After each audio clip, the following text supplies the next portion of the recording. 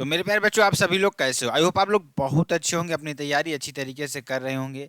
सभी लोग क्या करेंगे, एक बार वीडियो को जबरदस्त तरीके से क्या कर देंगे, शेयर कर देंगे, क्योंकि यहाँ पर मैं आप लोगों के लिए लेकर आ गया हूँ क्लास 10th यानी 2024। ठीक है ना? जो आपने 2024 में सपना देखा है ना 95% पाने का, उसे मैं पूरा करूंगा। ठीक है ना? मैं पूरा करूंगा। और जो मेरे प्यारे बच्चे हैं ना, सभी लोग लास्ट तक जरूर बने रहेंगे। ठीक है ना? लास्ट तक जरूर बने रहेंगे। यहाँ पर हम चर्चा करने वाले हैं कक्षा 10 मॉडल पेपर के कक्षा 10 मॉडल पेपर 2024 के जो प्रश्न है ना, उसको मैं यहाँ पर लेकर आ गया हूँ। ठीक है ना? और जो बच्चे अभी तक ज्वाइन नहीं हुए, जरूर चैनल से ज्वाइन हो जाएं। ठीक है ना? चैनल से ज्वाइन हो जाए। ठीक है ना?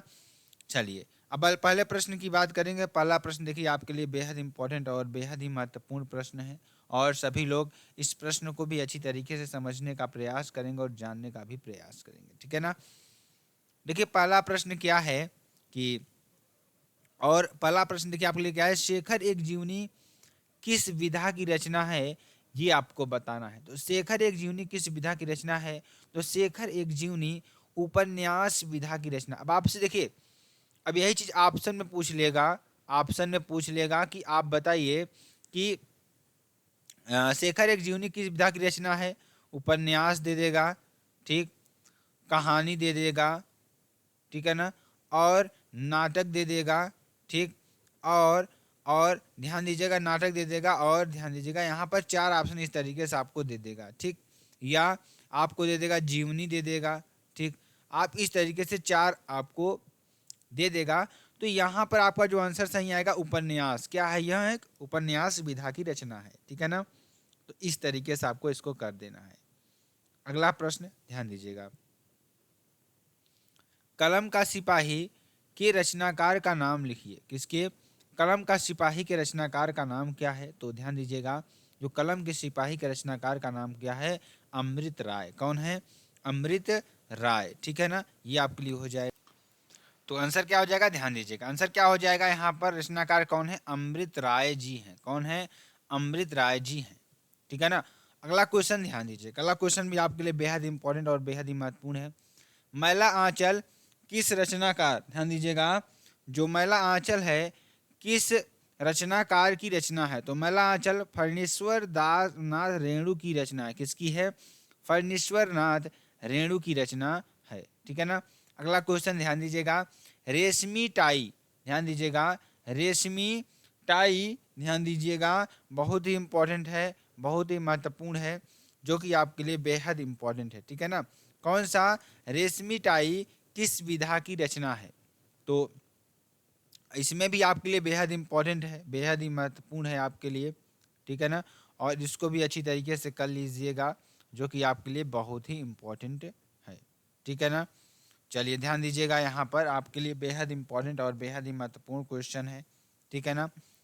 तो रेशमी टाई किस विधा की रचना है? नाटक विधा की रचना है। ठीक है ना? जहाज का पंछी के लेखक का नाम लिखिए। किसके?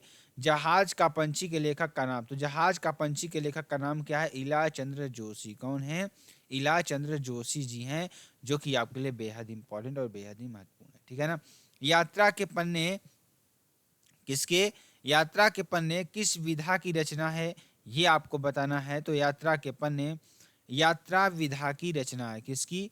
यात्रा विधा की रचना है। ठीक, अगला क्वेश्चन ध्यान दीजिएगा, ठलुआ क्लब के लेखक का नाम लिखिए। तो ठलुआ क्लब के लेखक कौन है? ये आपसे से पूछ भी सकता है, आपसे पूछ सकता है ठलुआ क्लब के लेखक का नाम क्या है।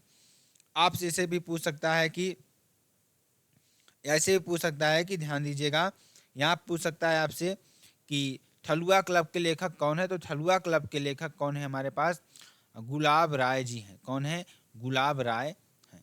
ठीक है ना? अगला क्वेश्चन, भेंट वार्ता विद्या विधा के लेखक का नाम लिखिए। तो भेंट वार्ता जो विधा है ना, इस भेंट वार्ता विद्या के लेखक कौन है? तो भेंट वार्ता विद्या के लेखक, प्रमुख लेखक गिरिराज शरण अग्रवाल है। कौन है?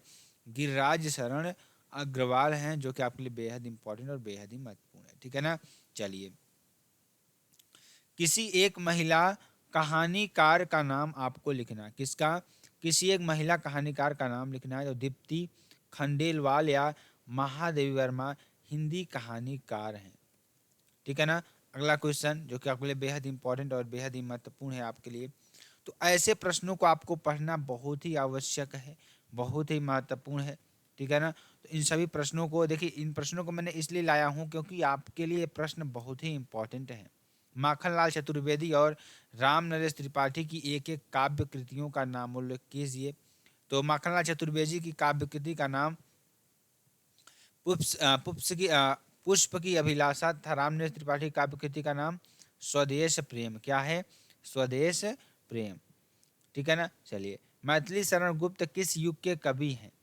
तो मैथिली शरण गुप्त किस युग के कवि हैं, उनकी एक रचना का नाम आपको लिखना है। तो मैथिली शरण गुप्त द्विवेदी युग के कवि हैं, उनकी एक रचना का नाम क्या है? साकेत है। क्या है?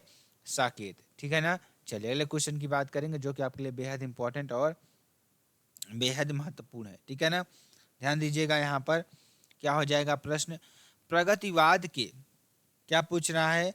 प्रगतिवाद के, यहाँ पर प्रगतिवाद के किसी ऐसे कवि का नाम और उसकी दो रचनाओं को बताइए जो युगों से संबंधित हो। तो ध्यान दीजिएगा, कविवर सूर्यकांत त्रिपाठी निराला दो युगों यानी छायावाद और प्रगतिवाद से संबंधित कवि हैं। इनकी दो रचनाएं अनामिका एवं दूसरी कौन सी है? अणिमा। कौन सी है? अणिमा। ठीक है ना। अगला क्वेश्चन ध्यान दीजिएगा, प्रयोगवाद का आरंभ किस कविता संकलन से माना जाता है? स्पष्ट कीजिए। तो या तार सप्तक के संपादक का नाम आपको लिखना है। किसका है? ध्यान दीजिएगा, अज्ञेय द्वारा संपादित तथा सन 1943 ईस्वी में प्रकाशित तार सप्तक के संकलन में प्रयोगवाद का प्रारंभ माना जाता है। किसका?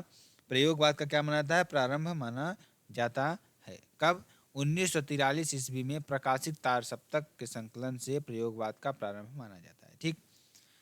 तीसरा तार सप्तक काव्य संग्रह का प्रकाशन किस वर्ष में हुआ, ये आपको बताना है। तो तीसरा तार सप्तक काव्य संग्रह का जो प्रकाशन हुआ सन 1959 ईस्वी में हुआ। कब हुआ? 1959 ईस्वी में हुआ। ठीक है ना। अगला क्वेश्चन, प्रयोगवादी धारा के किन्हीं दो कवियों और उनकी एक एक रचना का उल्लेख कीजिए। किसी एक प्रयोगवादी कवि का नाम आपको लिखना है। या आपसे पूछेगा आंगन के पार द्वार के रचयिता का नाम लिखिए। या आपसे देखिए, यह प्रश्न 13 में, 11 में, 16 में, 12 में थोड़ा चेंजेस कर से आपसे पूछता है और आप लोग उसी में कंफ्यूज हो जाते हैं। ठीक है ना। तो अब आपके लिए देखिए कई प्रकार से मैं आपको बता दे रहा हूँ। ठीक है ना। या आपसे पूछेगा प्रयोगवादी धारा के दो कवियों के नाम आपको लिखना है। ठीक। तो आंसर की बात करेंगे, प्रयोगवादी धारा के दो कवियों के नाम, एक एक रचना का नाम इस प्रकार है, सचितानंद, हीरानंद, वात्स्यायन अज्ञेय। ठीक। आंगन के द्वार पर तथा धर्मवीर भारती कनुप्रिया। ठीक है ना। अगला, प्रयोगवादी युग के किन्हीं दो प्रवृत्तियों के नाम उल्लेख कीजिए। तो ध्यान दीजिएगा, सामयिक जीवन का यथार्थ चित्र, घोर अहम निष्ठा, व्यक्तिकता, विद्रोह का स्वर और लघु मानव की प्रतिष्ठा, ये प्रयोगवादी युग की प्रमुख प्रवृत्तियां हैं। ठीक है ना। तो मेरे प्यारे बच्चा लोग, ये आपके लिए मॉडल पेपर, क्या मॉडल पेपर 2024 का पेपर है, पेपर के प्रश्न है। तो इसको आप लोग जरूर याद कर लेना है। फिर मिलते हैं नेक्स्ट वीडियो में नए टॉपिक के साथ। अब तक के लिए मेरे प्यारे बच्चा लोग, जय हिंद, जय भारत।